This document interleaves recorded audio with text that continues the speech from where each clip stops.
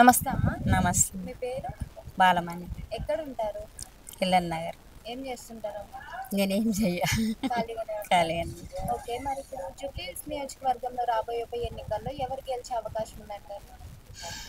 అవేనైతే బాగుంటుందమ్మా అందరినీ చూస్తే. నేనైతే చిన్న పిల్లప్పటి నుంచి ఇక్కడనే ఉన్నా. ఇప్పుడు 65 ఏళ్ళు, నాకు 5 పిల్లలు, అలా అంత ఫ్యామిలీ మంచిగానే. ఆ బాబాయ్ అయితే ఇప్పుడైతే అందరికి బాగా చూసుకుంటుండు.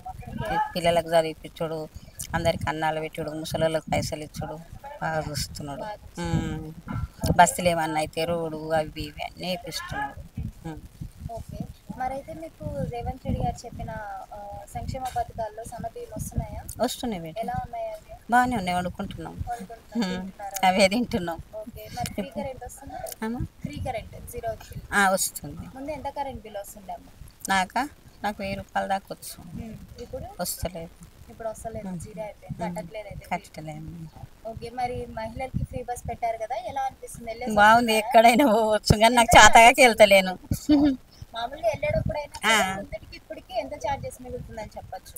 మా ఊరికైతే 200 అయితే అమ్మ, ఉట్టిగానే పోతున్నాం. ఇప్పుడు ఫ్రీగానే తిరిగిన పోతున్నాం. ఎలా అనిపిస్తుందమ్మా? బియ్యం కొనాల్సిన అవసరం లేదు, ఫ్రీ కరెంట్, చార్జెస్ అంతా మిగులుతుంది. మా లాంటి వాళ్ళకైతే మంచిగా ఉందమ్మా. ఓకే. మరి రేవంత్ రెడ్డి పరిపాలన ఎలా ఉంది? బాగుంది మేడం. బాగుందా? మళ్ళీ కూడా రేవంత్ రెడ్డి గారే కావాలంటారా? కావాలి. ఎందుకమ్మా? ఇక చూస్తుండు కదా మమ్మల్ని అందరినీ. ముసలిళ్ళకైతే తిండి పెడుతుండ అన్నీ చూస్తున్నాడు కదా, మంచిగా చూస్తున్నాడు. Thank you. Subscribe us and press the bell icon for more interesting updates.